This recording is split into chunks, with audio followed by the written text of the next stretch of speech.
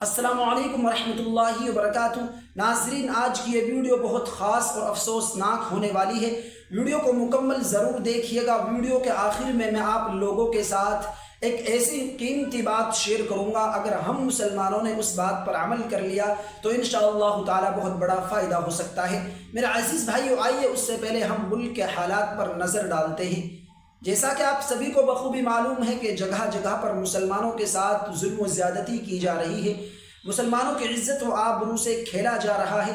اب مسلمانوں میں سے کچھ لوگ ایسے ہیں جو اپنے حق کے لیے آواز اٹھا رہے ہیں، اپنے حق کے لیے لڑ رہے ہیں۔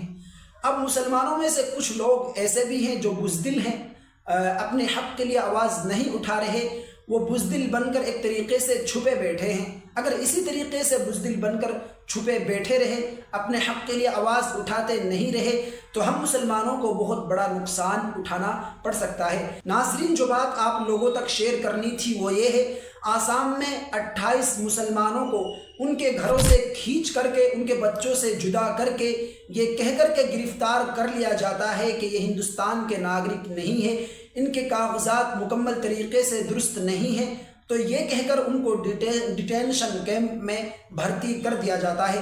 میرے عزیز بھائیو، آخر یہ ڈیٹینشن کیمپ ہوتا کیا ہے، اس کا مطلب کیا ہے؟ میرے عزیز بھائیو، کسی بھی ملک میں ایسا شخص جس پر یہ شک ہو کہ یہ باہر سے آیا ہوا انسان ہے، یہ شخص باہر سے آیا ہوا ہے، جس پر یہ شک ہوتا ہے کہ یہ اس ملک کا ناگرک نہیں ہے، تو اس کو ڈیٹینشن کیمپ میں گرفتار کر کے رکھا جاتا ہے۔ ناظرین، میرے پاس ان لوگوں کی کچھ تصویر موجود ہیں جن کو ڈیٹینشن کیمپ میں گرفتار کر کے بھرتی کر دیا جاتا ہے۔ ناظرین، ان تصویروں کو غور سے دیکھیے گا، کس طریقے سے ان مظلوموں کے، ان بے قصور ماؤں اور بہنوں کے، ان بھائیوں کے بچے کس طریقے سے بلبلاتے اور چیختے رہ جاتے ہیں، اور ان بے قصوروں کو گرفتار کر کے جیل میں، ڈیٹینشن کیمپ میں بھرتی کر دیا جاتا ہے۔ ناظرین، اس طریقے کے ملک کے حالات ہیں۔ اللہ تعالیٰ سے دعا کریے گا کہ اللہ تعالیٰ ملک کے حالاتوں کو درست فرمائے۔